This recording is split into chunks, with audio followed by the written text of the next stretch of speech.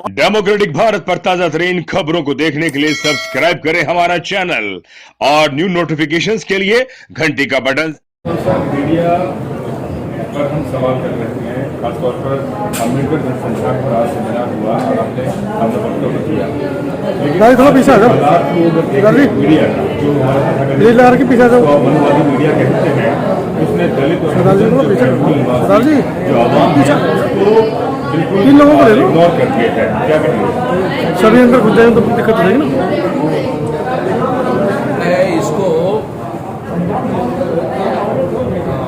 योजनाबद्ध तरीके से मीडिया पर कानून बनाकर कब्जा किया और मीडिया जैसे इंडस्ट्रियलाइजेशन में या इंडस्ट्री में लाइसेंस लेकर के इंडस्ट्री शुरू की जाती है। मीडिया की पत्रकारिता या पत्रिकाएं इंडस्ट्रियल लाइसेंस लेकर शुरू की जाने वाली घटना नहीं है। ये संविधान के आर्टिकल 19 के तहत अलग से अनुमति लेनी पड़ती है। आर्टिकल 19 में freedom of speech and freedom of expression के तहत ये अधिकार दिया गया है जिसके तहत पत्रिकाएं आप निकाल सकते हैं। तो भारत के जो मीडिया पर कब्जा किए हुए लोग हैं वो अभिव्यक्ति के आज़ादी की अपने लिए मांग करते हैं और बंधन स्वीकार नहीं करते हैं, मगर दूसरों पर बंधन लाते हैं और दूसरों की आवाज़ को दबाने की कोशिश करते हैं। इसमें केवल सोशल मीडिया की वजह से थोड़ी आवाज़ जो है अभी खुली हुई है।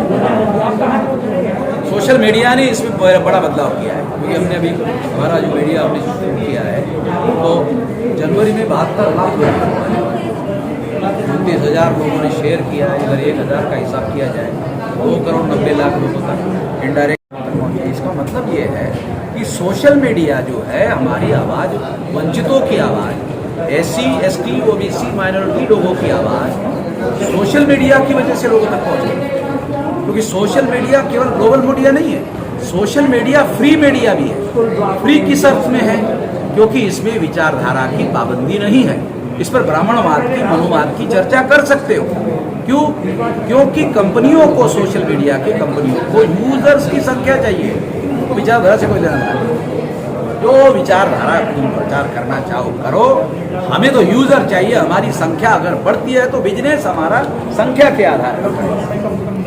तो इसलिए उन्होंने विचारधारा की कोई पाबंदी नहीं रखी। इस वजह से हम वंचितों को सोशल मीडिया का फायदा हो रहा है।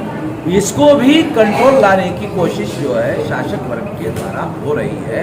इसका हम लोगों को मुकाबला करना चाहिए।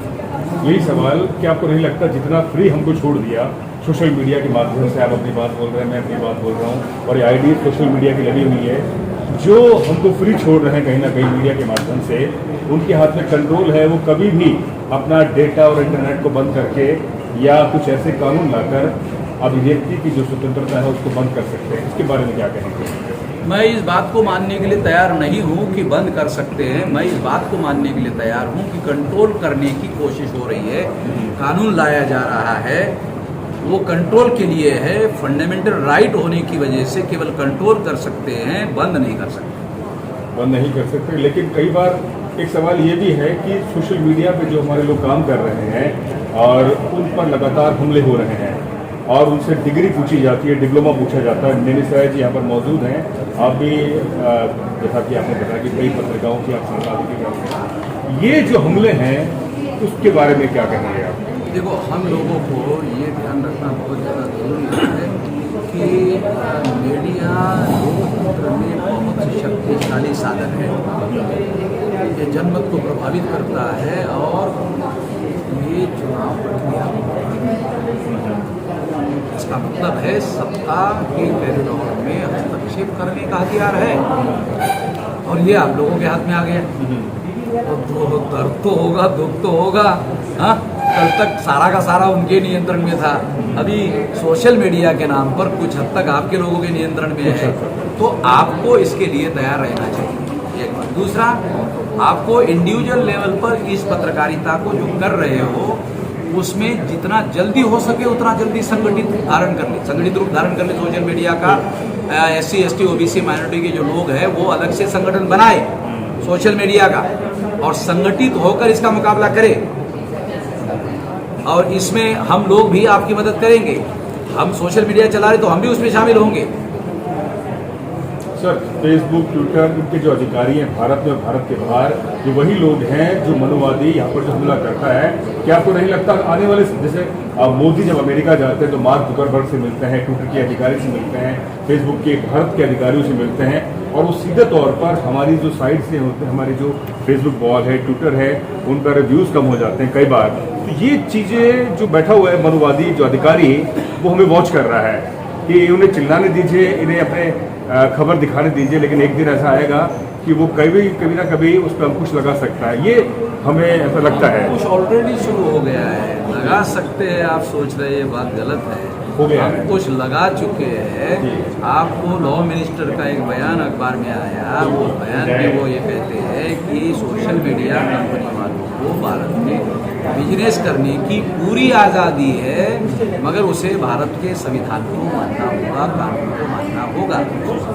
अब ये कानून जो है और कानून की व्याख्या, दो बातें होती है, एक होता है कानून, एक होता है कानून की व्याख्या।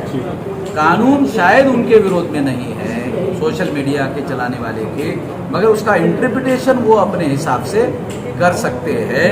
वो ऑफ द रिकॉर्ड कंपनी के लोगों को बोलते होंगे, कानून को बोलते होंगे कि हम लोग कानून नहीं बना सकते, भारत के संविधान में freedom of speech and freedom of expression मौलिक अधिकार है, कानून नहीं बना सकते, मगर आपको हमारे हितों का ध्यान रखना होगा, हम आपके हितों का ध्यान रखेंगे। तो ये ऑफ द रिकॉर्ड समझौता हो सकता है, क्योंकि उन लोगों को अमेरिका और यूरोप के कंपनी वालों को बिजनेस करना है, और वो बोल रहे हैं बिजनेस करने के लिए हमारी कोई रुकावट नहीं है, मगर आप हमारे हितों का ध्यान रखो, हम आपके हितों का ध्यान रखते हैं। ऐसा चल रहा है, ऐसा करवाना है, इसका उपाय संगठित होकर इसका मुकाबला करें। और एक और सरकार के द्वारा सर तर्क दिया गया है कि सोशल मीडिया के जरिए जो फेक खबरें ज़्यादा फैलती है, इसलिए सोशल मीडिया को सरकार के अंडर में कंट्रोल करने की जरूरत है। ऐसा सरकार ये सरकार कानून बनाने के लिए या कंट्रोल लाने के लिए बहाना ढूंढ रही है, उसका सबूत है। मेरा उल्टा दूसरा कहना है, ये कहना है कि सरकार पार्लियामेंट में रेगुलेशन लाए। रेगुलेशन के दो मकसद होते हैं, खास बात बता रहा हूं, इसके बारे में हम लोगों को सोचना चाहिए। कौन सी रेगुलेशन? दो मकसद। एक, रेगुलेशन से कंट्रोल भी लाया जा सकता है, मगर रेगुलेशन से अधिकार भी मिल जाते हैं। हम नहीं समझ रहे। जब कानून बनाया जाएगा तो कानून में अधिकार देने पड़ते हैं, और फिर गलत करेंगे, इसका उल्लंघन करेंगे तो कार्रवाई करेंगे। कंट्रोल का भी टेक्निक है, तो अधिकार देना पड़ेगा। तो हम लोग डिमांड करें कि इसको freedom of speech and freedom of expression act बनाया जाए। दलित बहुजन राजनीति के बारे में आप क्या कहेंगे? क्योंकि खाली हुआ है देश में, क्योंकि इतनी बड़ी आबादी है दलित बहुजन की, खासतौर पर जिस मूल्यवासी कंसेप्ट को लेकर आप चलते हैं, वो कब सत्तासीन होगी? क्योंकि वोट तो हम कर रहे हैं, लेकिन हम सत्ता पे नहीं आ पा रहे हैं। दो बातों को थोड़ा सा ध्यान रखना होगा कि सत्ता तक पहुंचने के लिए बड़ा संगठन चाहिए। केवल मीडिया से ये संभव नहीं है, केवल मीडिया होने मात्र से सत्ता में नहीं पहुंचा जा सकता। सत्ता में पहुंचने के लिए संगठन ये साधन है। तो उस क्षेत्र में हमारे लोगों की कमी है। दूसरी महत्वपूर्ण बात यह है कि 84 में इंदिरा गांधी ने मरने के पहले ईवीएम मशीन का कानून लाया। ईवीएम मशीन का जो कानून लाया, उस कानून की वजह से आपको चुनाव हरवाया जा सकता है, और ऐसा हो रहा है। ईवीएम मशीन, क्योंकि ईवीएम मशीन के विरोध में मैं सुप्रीम कोर्ट तक लड़ चुका हूं। मेरे पास घोटाले के सबूत है। ईवीएम मशीन किस तरह से घोटाला करती है उसके मेरे पास सबूत है। मैंने सुप्रीम कोर्ट को दिए। सुप्रीम कोर्ट ने 24 अप्रैल 2017 को मेरी बात को स्वीकार किया, ऑर्डर दिया कि 19 के चुनाव में 100% ईवीएम मशीन को पेपर टेप मशीन लगाया जाएगा। एक भी अखबार ने खबर नहीं छापी। ये जो ऑर्डर मेरे दिया नहीं छापी, तो मैं इस बात का गवाह हूं कि मेरे पास ही सबूत है ईवीएम में घोटाला होने को, और मैं सार्वजनिक रूप से प्रूव कर सकता हूँ इसमें घोटाला होता है। और ईवीएम में घोटाला कैसे होता है, पूरी बात लॉजिक और सबूत के साथ बता सकता हूँ। सुप्रीम कोर्ट को बताया, सुप्रीम कोर्ट ने एक्सेप्ट किया। अब सुप्रीम कोर्ट ने एक्सेप्ट करने के बाद सुप्रीम कोर्ट के ऊपर तो कोई कोर्ट नहीं है। इसका मतलब मैं जो कह रहा हूँ वो संवैधानिक है। मैं जो कह रहा हूं, जो सुप्रीम कोर्ट ने नहीं माना होता तो फिर मेरी बात संवैधानिक नहीं है ऐसा कह सकते थे। जब सुप्रीम कोर्ट ने एक्सेप्ट किया, सुप्रीम कोर्ट संवैधानिक कोर्ट है, तो मैं जो कह रहा हूं संवैधानिक। सुप्रीम कोर्ट कहता है कि केवल ईवीएम मशीन के आधार पर फ्री, फेयर एंड ट्रांसपेरेंट चुनाव नहीं हो सकता। पैरा नंबर 29, 8 अक्टूबर 2013 का जजमेंट।